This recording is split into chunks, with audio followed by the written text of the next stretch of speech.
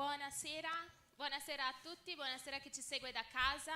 Vi chiedo di alzarvi in piede per iniziare il nostro Agamove e vorrei leggere con voi il testo che si trova in Salmi 11. Se avete le vostre Bibbie cartacee oppure al telefono potete aprire. Che dice così: al direttore del coro di Davide: io confido nel Signore. Voi come potete dire l'anima mia? Fuggi al tuo monte come un uccello. Poiché, ecco, gli empi tendono l'arco, aggiustano le loro frecce sulla corda per tirarle nell'oscurità, contro i retti di cuore. Quando le fondamenta sono rovinate, che cosa può fare il giusto?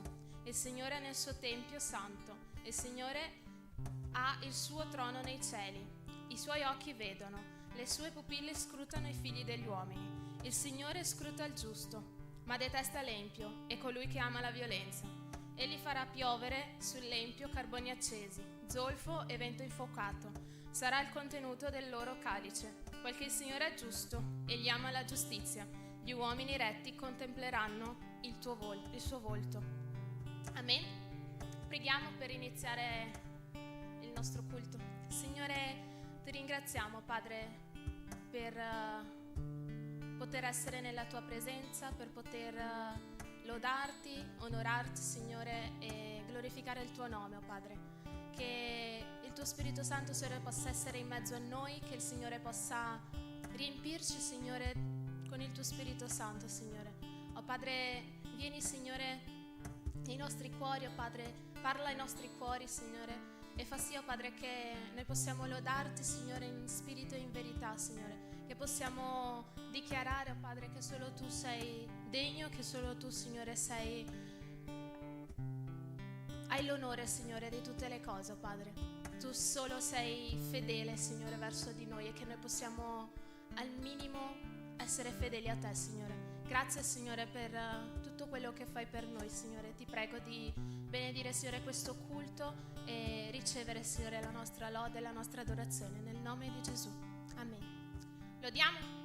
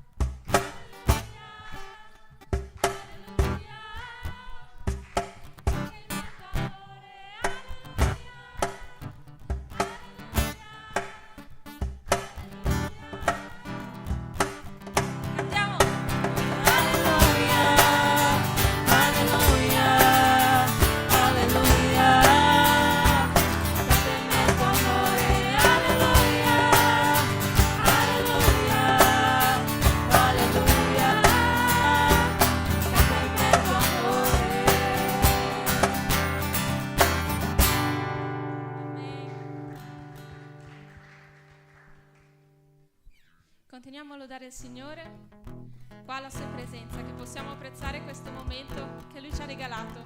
alla sua presenza e insieme a tutti i nostri fratelli e sorelle. Lodiamolo con gioia, con ringraziamento e aspettando che Lui possa parlare ai nostri cuori.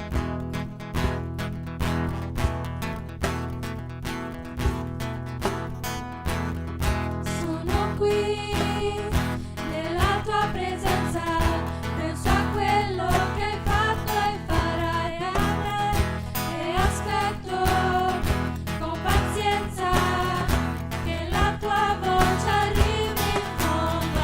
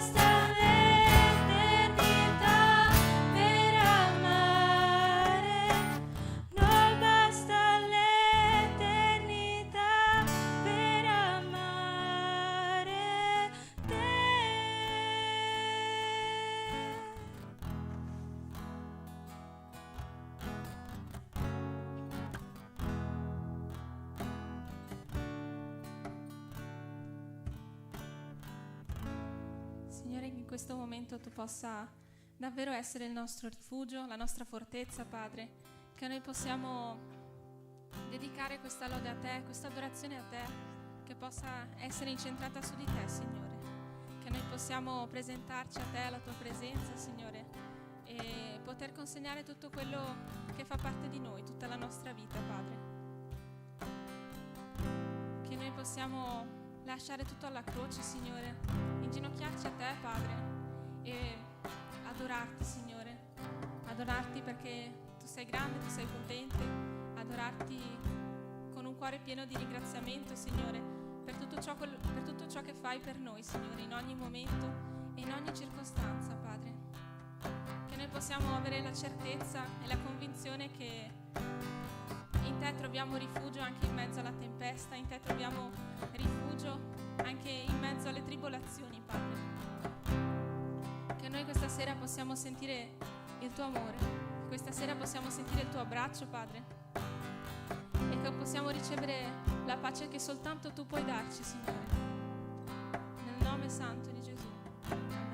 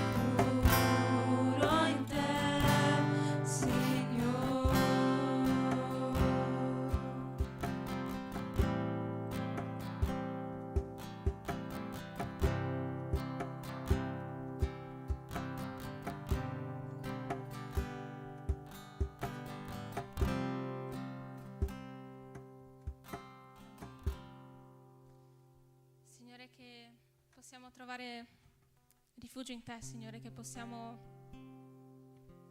trovare la pace che tanto cerchiamo in Te, Signore. Che Tu possa essere il nostro luogo di riposo e la prima persona alla quale confidare le nostre paure e le nostre difficoltà, Signore.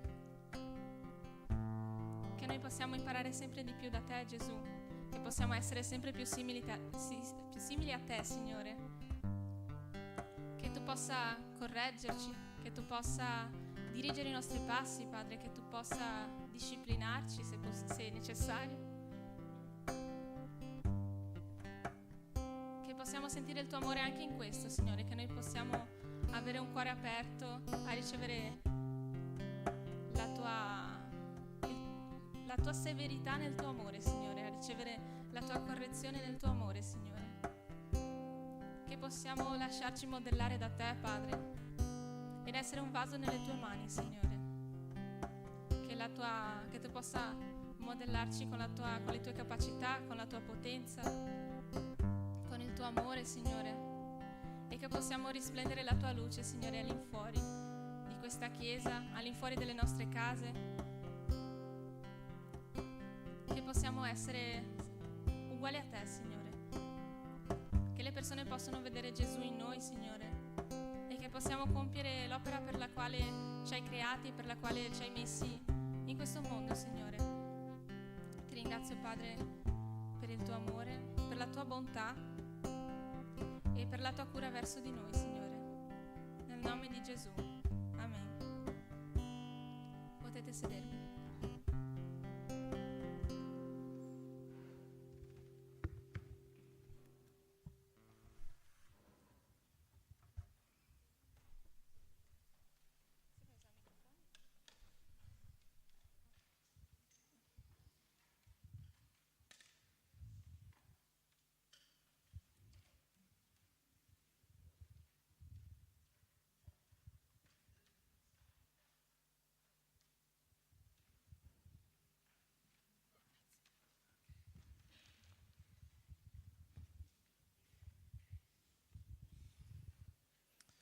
Amen, amen.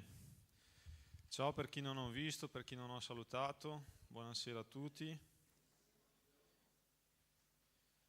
Eccomi. Allora ragazzi, sono qua un'altra volta con voi e quindi continuando con il nostro programmino, apriamo le nostre Bibbie sulla lettera ai Colossesi, capitolo 3, versetto 15 al versetto 17.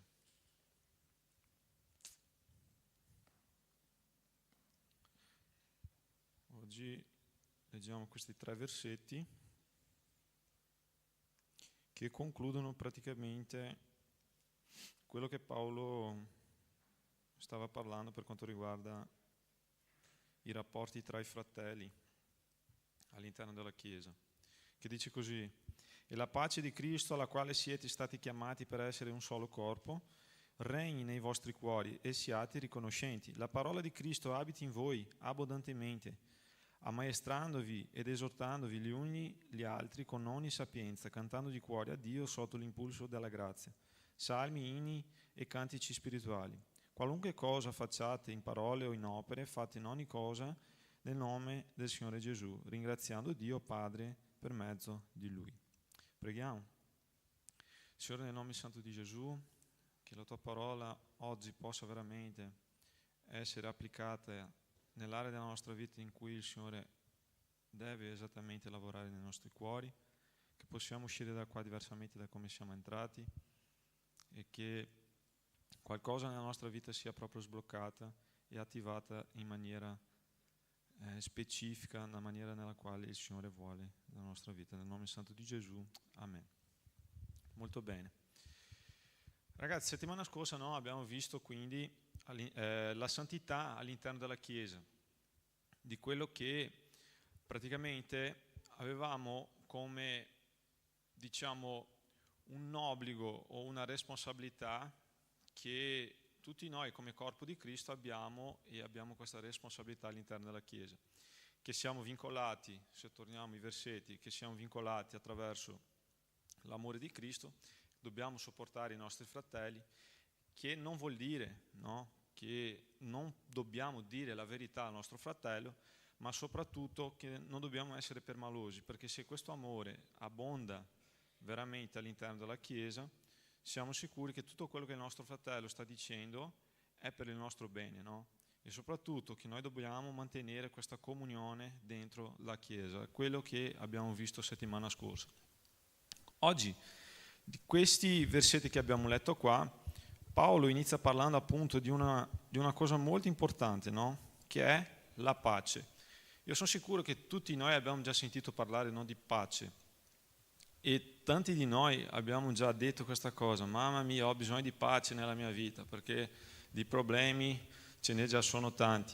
Quindi sono sicuro che tutti noi abbiamo già detto questa cosa, ma quello che l'Apostolo Paolo stava parlando qua, di questa pace, che pace era questa? E io vorrei proprio iniziare quindi facendo una distinzione di quello che è la pace dell'uomo e la pace di Dio. E come testo vorrei usare il testo di Filippesi capitolo 4, versetto 7, che dice così: e la pace di Dio, che supera ogni intelligenza, custodirà i vostri cuori e i vostri pensieri in Cristo Gesù. Questa lettera ai Filippesi Paolo ha scritto insieme alla lettera ai Colossesi, quindi è una delle lettere della prigione di Paolo. Quindi Colossesi, Filippesi, Efesini e Filemon. Sappiamo che tutto quello che Paolo stava affrontando nella sua vita era esattamente contrario a quello che una persona doveva avere nella sua vita per avere pace, appunto. Quindi se immaginiamo una vita di pace, immaginiamo i pascoli, sai, che sono verdi, magari una vita tranquilla, una vita che non ci sono dei problemi, magari in testa nostra è così. Ma l'Apostolo Paolo, quando inizia parlando appunto di questa pace qua, dobbiamo ricordare il contesto di cui Paolo stava scrivendo questa lettera qua. Da qua possiamo capire esattamente che la pace di Dio non c'entra nulla con quello che è la pace dell'uomo, che magari in testa nostra pensiamo esattamente tutto il contrario di quello che è la pace di Dio. E quindi il versetto più, diciamo, conosciuto è il versetto 13, che dice proprio così: io posso ogni cosa in colui che mi fortifica. Cioè, tante volte abbiamo già magari applicato questo versetto di maniera sbagliata dicendo: io sono forte in Cristo Gesù, quindi posso fare qualsiasi cosa nel suo nome.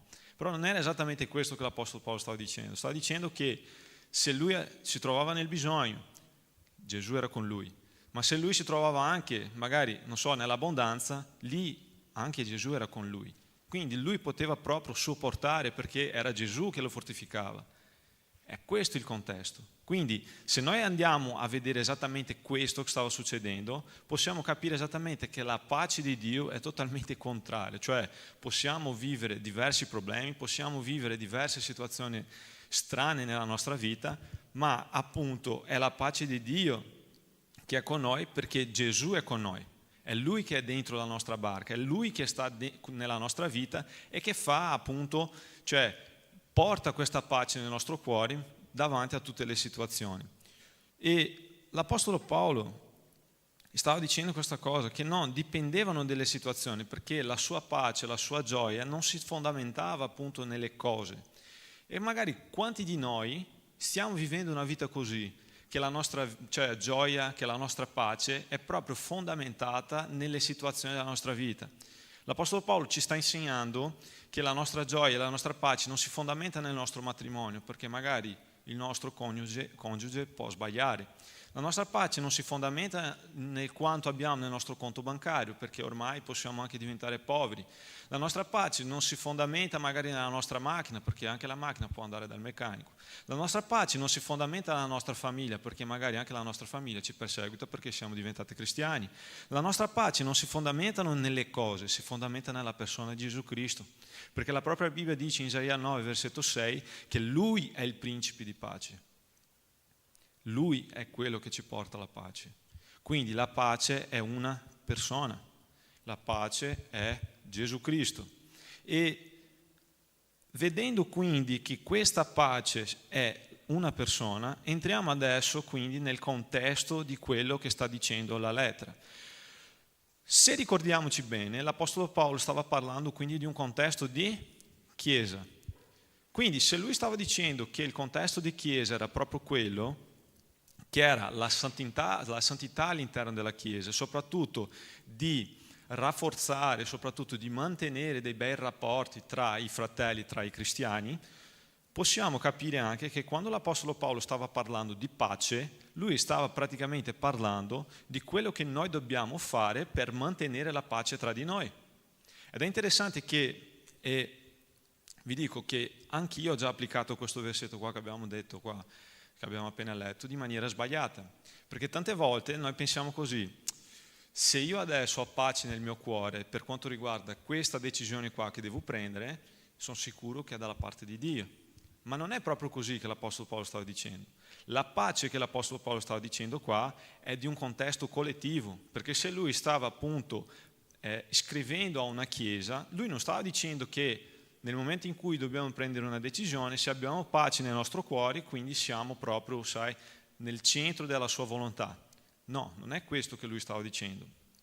E quindi diverse volte pensiamo che noi non siamo responsabili per mantenere la pace all'interno della Chiesa, ma quello che l'Apostolo Paolo sta dicendo è tutto il contrario, che anche noi dobbiamo avere delle responsabilità, anche noi abbiamo delle responsabilità, direi, personali, ma anche collettive, per mantenere la pace all'interno di una comunità. E quindi quando l'Apostolo Paolo dice così, nel versetto 15, leggiamo un'altra volta, alla quale siete stati chiamati per essere un solo corpo, ci dà l'idea quindi che la Chiesa è il corpo di Cristo. Ricordando di tutto quello che abbiamo già visto, lui riafferma che il capo della Chiesa è Gesù Cristo. Nei primi 2 capitoli abbiamo visto che all'Apostolo Paolo stava dicendo: voi siete il corpo, lui è la testa, lui è il capo. Quindi noi che siamo qua siamo il corpo di Cristo e un corpo deve appunto vivere in comunità, cioè collegato. Quello che l'Apostolo Paolo sta dicendo è: io so che voi avete parecchi problemi tra di voi, però dovete mantenere la pace di Cristo tra di voi. E com'è questa pace? È una pace che lui finisce l'argomento dicendo cosa? Regni nei vostri cuori e siate riconoscenti. Questa pace regnava già nei loro cuori, perché abbiamo già visto che loro erano già cristiani, erano già santi. Quindi questa pace che Gesù vi dà è la pace che deve regnare nei vostri rapporti. E quindi ho iniziato a pensare: ok, se io devo avere pace nella mia vita, perché ogni tanto io penso che magari io non vivo dei problemi nella mia vita? È perché Gesù in Giovanni capitolo 16 versetto 33 lui ci dice una cosa interessante. Vi ho detto queste cose affinché abbiate pace in me. Nel mondo avete tribolazioni, ma fatevi coraggio, io ho vinto il mondo.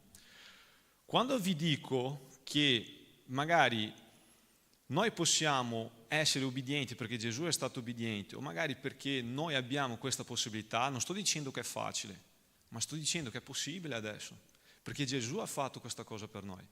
Lui sta dicendo che in Lui troviamo pace e che è possibile adesso fare determinate cose perché Lui ha già vinto il mondo. Non vuol dire che sarà facile. Anche all'interno di una chiesa vuol dire che non sarà facile mantenere la pace, perché siamo stradiversi. A me piace una cosa, a te ti piace un'altra. E come facciamo per vivere in armonia, per vivere in pace?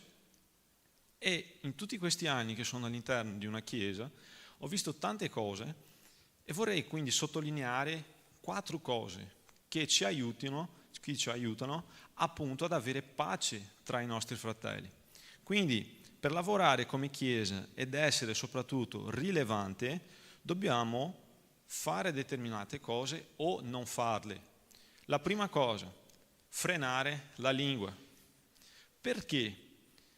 Io non ho mai visto, i fratelli che si prendono a pugni dentro la chiesa, ma ho già visto tante volte che magari dei fratelli si uccidono con le parole. Ed è interessante questo, no? Frenare la lingua. Magari quello che abbiamo già visto anche quando abbiamo fatto l'esposizione qua della lettera di Giacomo, capitolo 3 di Giacomo, versetto 5 e versetto 6, leggiamo insieme.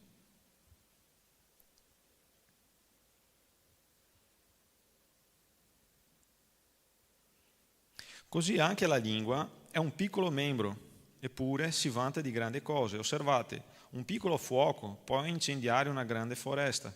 Anche la lingua è un fuoco, è il mondo dell'iniquità. Posta com'è fra le nostre membra, contamina tutto il corpo, è infiammata dalla gena, dà fuoco al ciclo della vita. La nostra lingua, ragazzi, ha un potere pazzesco di infiammare qualsiasi cosa. E nel momento in cui noi non riusciamo a frenare la nostra lingua e non siamo proprio maturi, possiamo sbagliare di tale maniera che mettiamo magari tutti i fratelli nel disagio all'interno della Chiesa. Quindi ogni tanto, invece di dire qualcosa, è meglio frenare la lingua, affinché noi non mettiamo proprio il nostro fratello in disagio. Immaginate, a lui non piace che noi diciamo magari che lui, e vi faccio un esempio, da mia moglie, a volte non piace ogni tanto che io faccio degli scherzi. E ogni tanto la chiamo di dentone. E a lei non piace. Anche se i suoi denti sono proprio belli. Ma a lei non piace il dentone. Immaginate se io mi avvicino verso di voi e so che lei è di fianco e ti dico, vieni un attimo qua, dentone. Immaginate a casa che casino ci sarà. Ci sarà.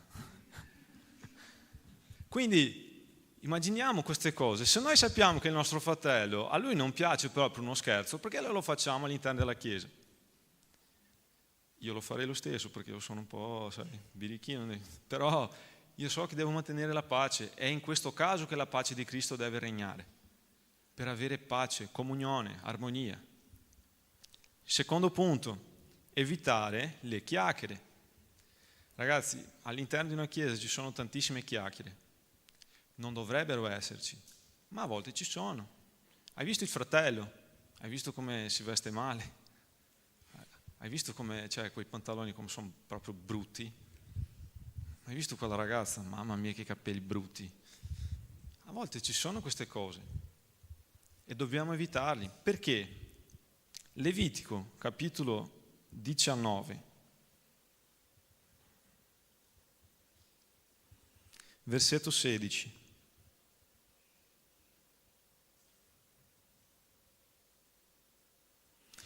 Non andrai qua e là facendo il diffamatore in mezzo al tuo popolo, né ti presenterai ad attestare il falso a danno della vita del tuo prossimo. Io sono il Signore. Proverbi 20, versetto 19.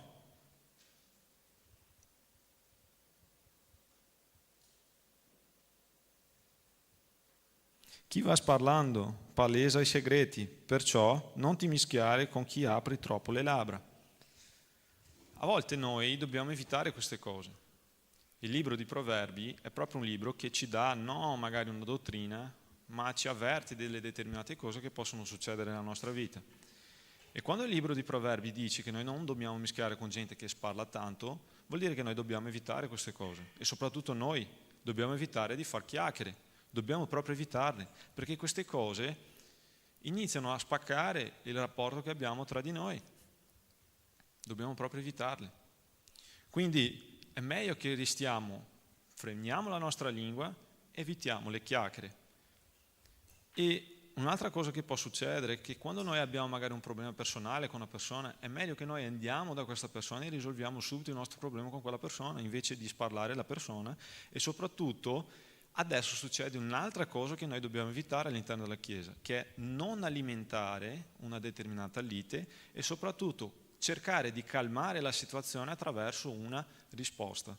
Proverbi capitolo 15, versetto 1, guarda cosa dice. La risposta dolce calma il furore, ma la parola dura eccita l'ira. Se noi in questo caso, quando la persona viene da noi, piuttosto di calmare la situazione, mettiamo più fuoco in quella cosa là, cioè mettiamo più gasolio, cioè benzina, diventerà ancora peggio. Quindi la risposta calma il furore. Noi dobbiamo proprio evitare queste cose. Quando una persona viene proprio a chiacchierare e a parlare di una persona, la prima cosa che dobbiamo dire è smettila perché io non ti voglio proprio ascoltare. Basta. Dobbiamo cercare la pace. Dobbiamo cercare la pace. Quindi essere proprio una persona saggia. Il quarto è non essere invadente. Questo mi piace un sacco. Perché? Un'altra cosa che può creare dei problemi è essere invadente, che non vuol dire essere preoccupato con una persona e proprio dare una mano e aiutarla all'interno della Chiesa. Il fatto di essere invadente cosa vuol dire? Passiamo al versetto 23 dello stesso capitolo 15 di Proverbi. Dice così: uno prova gioia quando risponde bene, è buona la parola detta a suo tempo. È interessante che quando noi magari stiamo, di fianco a una persona e stiamo parlando, cioè stiamo chiacchierando, viene sempre quella risposta: ma secondo me, no, scusa, la persona non ti ha chiesto il tuo parere, ti sta solo raccontando una storia, lui non ti ha chiesto il tuo parere. Questo è essere invadente. Consiglio non sollecitato è invasione. Quando noi invadiamo la vita di una persona, essendo proprio invadenti, senza che ci abbiano chiesto niente, stiamo invadendo lo spazio di quella persona. Quando noi siamo proprio invitati ad entrare in quella chiacchiera, magari quando la persona ci chiede il suo parere, in quel caso sì, stai sbagliando, stai facendo la cosa sbagliata, non devi comportarti così, casomai, zitto.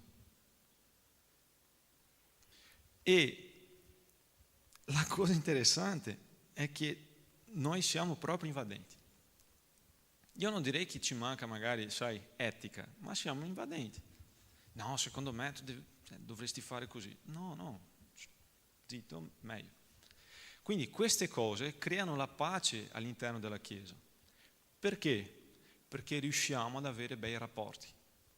Perché pensiamo appunto nella pace che Gesù Cristo dà nella nostra vita e andrà tutto meglio. E perché la pace è importante? Perché quando noi abbiamo pace riusciamo a congregare, riusciamo a lodare, che è quello che noi vedremo adesso, in maniera molto più fluida, cioè è più liscio la cosa.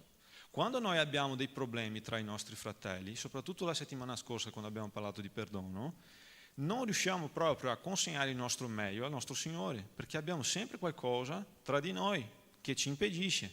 Cioè c'è sempre qualcosa di cui impedisce la nostra preghiera, la nostra lode, cioè è una cosa molto strana, ma sappiamo che dobbiamo risolvere quella cosa. Quindi in questo momento dobbiamo lavorare per la pace. Quindi è meglio ogni tanto stare zitto. E ieri abbiamo visto anche un video insieme io e Amanda, che adesso in tutti questi contesti di tecnologia che noi viviamo, ogni tanto è meglio anche spegnere il telefono, perché quando noi entriamo magari sull'Instagram, vediamo una cosa e vogliamo sì dare il nostro parere, ma forse la persona ha fatto solo un post e vogliamo scrivere subito, ma io penso, no, ma la persona non ti ha chiesto. Magari hai visto qualcosa che non ti piace e in quel momento la prima cosa che vuoi fare è scrivere, ma scusa, basta fare così, scorri verso l'alto, è quello che vediamo, giusto? Scorri verso l'alto e non vedere più, perché se tu vedi esattamente quella situazione è meglio che tu stai zitto, perché cioè se stai perdendo proprio la tua pace per quella cosa che stai vedendo, è meglio che cancelli l'applicazione. Quindi dobbiamo lavorare per la pace. Il versetto 16 dice così: la parola di Cristo abiti in voi abbondantemente, ammaestrandovi ed esortandovi gli uni gli altri con ogni sapienza, cantando di cuore a Dio sotto l'impulso della grazia, salmi, inno e cantici spirituali. Credo di aver già sottolineato diverse volte questa cosa, di come settimana scorsa abbiamo visto, appunto di esortare il fratello, di aiutarlo quando necessario e soprattutto istruirlo in quello che ha bisogno. Quello che vorrei oggi focalizzare e soprattutto sottolineare è la parte B del versetto, che dice così: cantando di cuore a Dio sotto l'impulso della grazia, salmi, inni e cantici spirituali. Una cosa è collegata con l'altra, per quello che vi dicevo prima, quando noi abbiamo pace tra di noi, la nostra lode va meglio. Riusciamo a cantare in maniera molto più, tranquilla, felice, riusciamo a lodare meglio. E soprattutto dobbiamo capire l'importanza della lode nella nostra vita. La lode viene con più verità nel momento in cui abbiamo pace nella nostra vita. Perché? Io immagino appunto la situazione, io mi faccio queste domande ogni tanto, ma la lode era talmente importante così che magari quando Gesù, prima di iniziare a dare un sermone, forse i discepoli dicevano così: maestro, aspetta un attimo che dobbiamo proprio fare una lode qua, aspetta un attimo. Uno si sedeva su carron, magari Pietro prendeva la chitarra, l'altro prendeva, la chitarra elettrica e dicevano: solo maggiore, aspetta un attimo Signore che adesso facciamo, una lode. E iniziavano: perché Egli vive. No, Gesù iniziava appunto a dare la sua predica. La lode è venuta perché i salmi, come dice qua Paolo, sono preghiere. E qual è l'importanza quindi della lode nella nostra vita? Noi non stiamo cantando semplicemente delle parole solo perché ci piace il ritmo o perché ci piace un determinato strumento. Noi stiamo cantando delle preghiere. La lode è la teologia cantata. Magari voi non vi ricordate neanche delle prime prediche che abbiamo fatto qua, o magari non ti ricordi neanche di quello che ho detto settimana scorsa, ma di sicuro ti ricordi la prima lode che abbiamo fatto qua nella Gamove. Lode al Signore, anima mia, perché io mi ricordo le canzoni di quando io mi sono convertito al Signore nel 2012. Le canzoni rimangono in testa perché sono le teologie cantate. E magari oggi ci manca proprio questa cosa di avere lode che ingrandisci il nome del Signore e metti proprio Gesù al centro. Non stiamo parlando appunto di una cosa che è nostra, mettendo proprio l'essere umano al centro della cosa, della situazione, ma di ingrandirlo, di proprio metterlo al centro della nostra vita.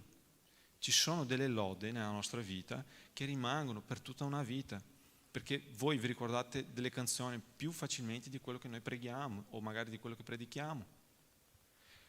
Quindi è molto importante sapere esattamente questa cosa, perché ci sono dei momenti nella nostra vita che magari stiamo cantando delle cose che non combaciano con quello che dice la parola del Signore. Magari siamo qua, che abbiamo, dentro il nostro cuore la motivazione sbagliata, che gli diamo: Signore, io ti lodo, ma io ti ringrazio tantissimo perché non sono come il mio fratello, perché lui è proprio imbarazzante. O magari tu dici così: Signore, io ti lodo tanto perché so che tu sei il mio padre, ma fai con che il mio nemico abbia proprio quel mal di pancia. Oppure quell'amica, no? Che tu dici così: Signore, grazie, io ti lodo tanto, ma ti chiedo, spacca il tacco di quell'amica mia, perché vuole proprio che caschi del tacco. Quindi può succedere. Abbiamo già cantato tante volte, no? La mia vittoria avrà sapore di miele. Abbiamo già cantato queste cose, che magari abbiamo anche mancato un po' con la teologia, ma abbiamo già cantato. Quindi è importante capire esattamente quello che stiamo cantando. E soprattutto, un'altra cosa interessante è che, come vi ho detto prima, io sono sicuro che quando noi abbiamo pace nel nostro cuore, la cosa viene più fluida, perché riusciamo a lodare il nostro Signore con molto più, come vi ho detto prima, con molto più facilità. Perché quando noi abbiamo pace possiamo cantare: perché Egli vivi, affronterò il domani, perché Egli vivi, paura non avrò, perché io so che la mia vita è nelle mani del mio Gesù, vivente Re. Questi sono i tradizionali, ok? Quelli che sono più carismatici magari dicono così: perché Egli vivi, paura non avrò. Quelli che piacciono magari, non so, il samba, perché li vivi, credo, na, na, na. Quando abbiamo pace nel cuore siamo proprio contenti. Quando abbiamo pace nel cuore siamo proprio felici, possiamo cantare, possiamo lodare, ma solo quando noi abbiamo pace tra di noi. Però cantare è la cosa giusta, lodare è la cosa giusta. E il versetto 17 dice così: qualunque cosa facciate in parole o in opere, fate ogni cosa nel nome del Signore Gesù, ringraziando Dio Padre per mezzo di Lui. L'idea di fare tutto nel nome di Gesù è perché i primi 2 capitoli Paolo stava parlando che tutto quello che avevano si trovava in Gesù, perché loro erano proprio collegati con Gesù, perché Lui era il capo. E quando noi abbiamo proprio questo in testa, che Lui è il capo e che tutto quello che noi dobbiamo fare lo facciamo attraverso il suo nome, è perché noi siamo proprio collegati con Lui, perché adesso facciamo parte della sua famiglia, facciamo parte del corpo, e perché Lui ci ha dato una procura. Sapete di questa cosa o no? Apriamo le nostre Bibbie, Giovanni 14, versetto 26.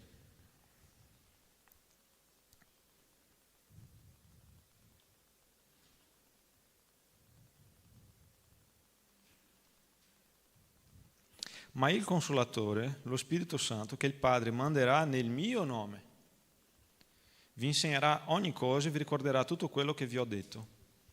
Ogni volta che tu parli nel nome di Gesù è perché Lui ti ha dato una procura e che tu oggi hai lo Spirito Santo di Dio e tu stai parlando attraverso il suo nome. È come se, è perché non sapete la nostra storia, ma io mi sono sposato tramite procura, ragazzi. Io ero qua. Sono andato al consolato a Milano, ho fatto una procura e ho detto: mamma, firmi per me. E la mia moglie si è sposata con la sua suocera. E mia mamma ha firmato al nome mio.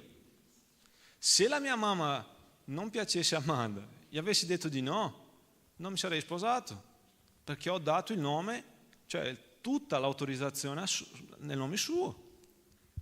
Lei mi rappresentava davanti, sai, alla legge brasiliana. Quando Gesù ha dato lo Spirito Santo a noi stiamo agendo appunto nel nome suo. Ha dato tutta la sua autorità attraverso il suo nome e quindi oggi stiamo proprio facendo tutto quello che dobbiamo fare attraverso il nome di Gesù. È lì che diventa proprio stretta la situazione. Sapete perché?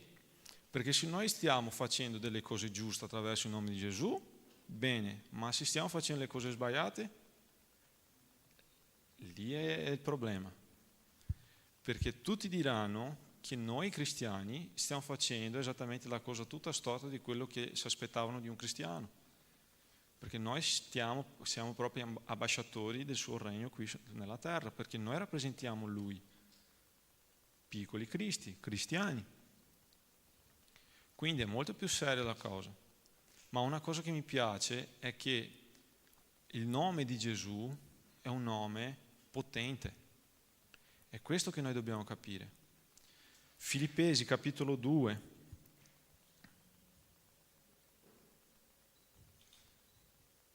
Versetto 9.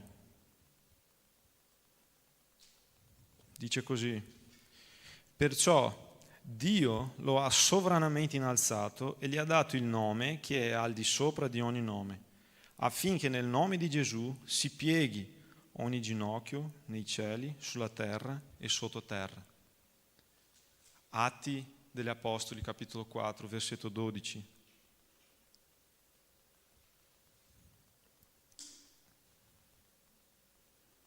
In nessun altro è la salvezza, perché non vi è sotto il cielo nessun altro nome che sia stato dato agli uomini, per mezzo del quale noi dobbiamo essere salvati. Il nome di Gesù ha potere e noi stiamo proprio agendo tramite procura.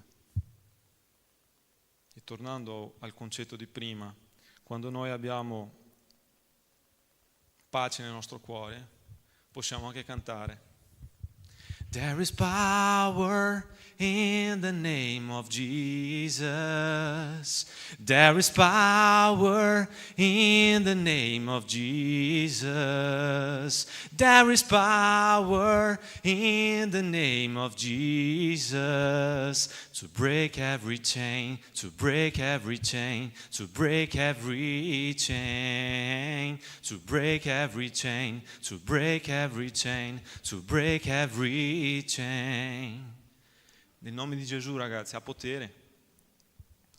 E non vorrei fare proprio musicale, ok? E per concludere qua, chiamo quindi il gruppo di lode qua davanti.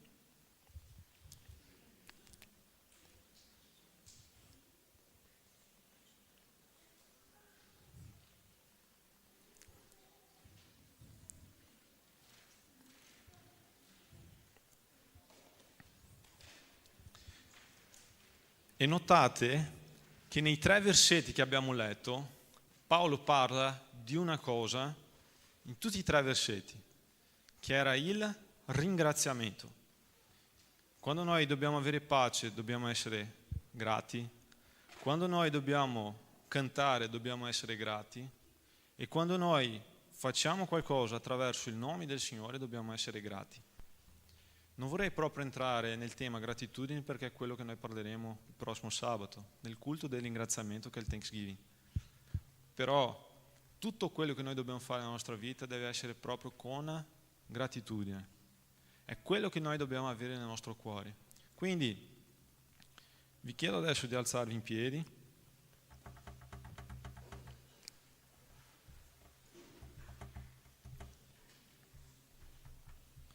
E vorrei pregare in questo momento.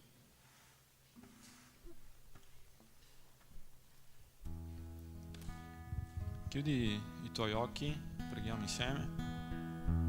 Signore, nel nome santo di Gesù, che la tua parola possa veramente fare e lavorare nella nostra vita tutto quello che abbiamo bisogno, di tutto quello che dobbiamo, Signore, migliorare, di tutto quello che noi come comunità, come corpo di Cristo dobbiamo essere veramente consapevoli, che dobbiamo, Signore, portarci, che dobbiamo, Signore, comportarci come il Signore vuole e come la tua Chiesa, Signore, ha bisogno. Che nel nostro cuore, Signore, possa veramente abbondare la gratitudine verso di Te, affinché la pace, affinché, Signore, la gioia, affinché, Signore, tutto quello che possiamo fare sia esattamente per ingrandire, Signore, il Tuo nome, e sapendo che tutto quello che noi facciamo possa veramente, Signore, essere fatto attraverso il Tuo nome, il Tuo santo nome, il Tuo potente nome. Grazie, Signore, perché Tu ci hai portato fin qua, affinché possiamo, Signore, non solo ascoltare la Tua parola, ma essere cambiati attraverso la Tua parola, e che in questo momento tutto quello che da oggi in poi cantiamo al Signore, che possa essere veramente cantato, Signore, di una maniera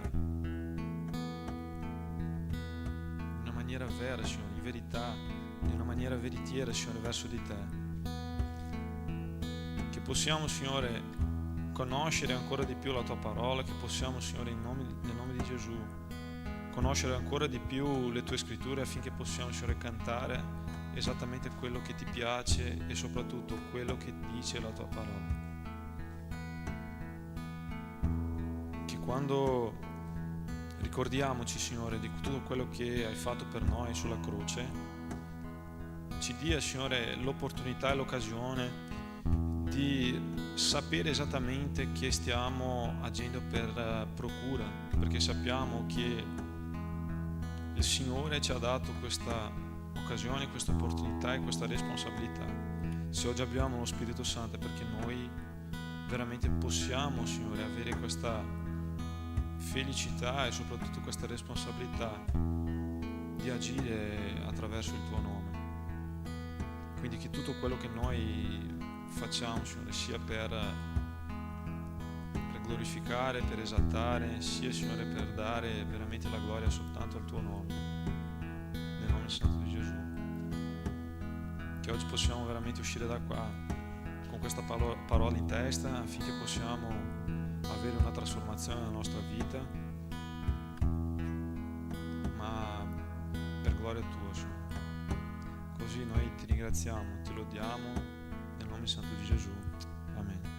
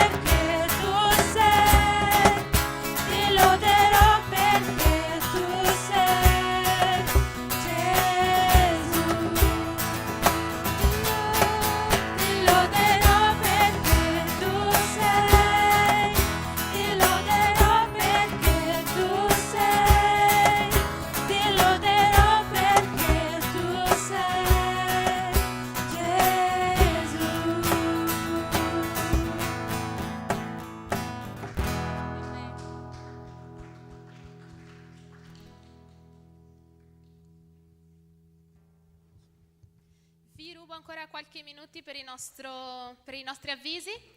E allora, per i piccoli gruppi di stasera, i maschietti sono con Gabriel e lo farete qua nella sala nera perché l'altra sala è occupata, quindi potete rimanere pure qua. Le femmine invece sono con Larissa e noi andiamo di su, ok? E sabato prossimo, come aveva accennato Miguel, avremo il nostro Thanksgiving, quindi il nostro culto di ringraziamento. E vi chiediamo di portare una pietanza o dolce o salata o tutte e due, in modo da poter dopo avere un momento di comunione e un agape qua con tutti noi. E stasera oppure domani io invierò sul gruppo un sondaggio per chi ha bisogno di magari un passaggio, perché è proprio nel fine settimana che c'è l'incontro delle coppie, quindi magari alcuni non sanno come venire, in modo da poter organizzare al meglio le cose.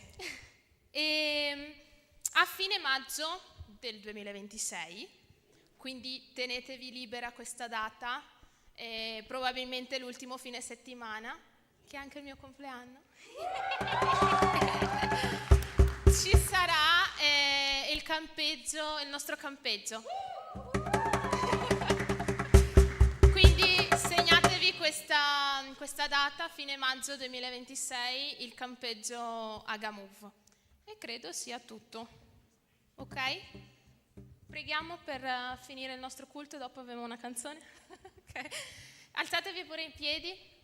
Signore, noi ti ringraziamo, Padre, per questo culto, ti ringraziamo, Signore, per tutto quello che ci hai parlato ai nostri cuori, Signore, che possa essere un seme, Signore, che venga a fruttificare, oh Padre. Ti chiedo, Signore, che tu possa modellare, Signore, le nostre vite, che possiamo veramente essere cambiati e trasformati da te, Signore. Cambia, Signore, il nostro carattere, che possiamo somigliarci, Signore, ogni volta di più a Cristo, Padre, affinché noi possiamo, Signore, fare la differenza in questo mondo, Signore. È questo, Padre, che ti chiedo nel nome di Gesù. Amen.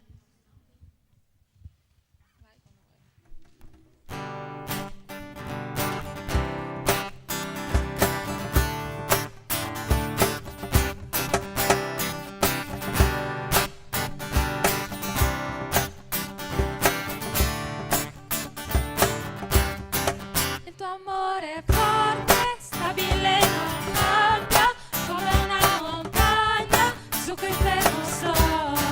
Quando io ti vedo, il tuo amore brilla come una canzone che ritraccia in me. Alleluia, alleluia, alleluia. Canta in me il tuo amore, alleluia. Alleluia, alleluia, canta in me il tuo amore cresce ed è sorprendente, come questa gioia sale dentro me, il tuo amore agisce come un mistero che mi porta in alto, libero mi fa. Alleluia, alleluia, alleluia, canta in me il tuo amore, alleluia, alleluia, alleluia, canta in me il tuo amore,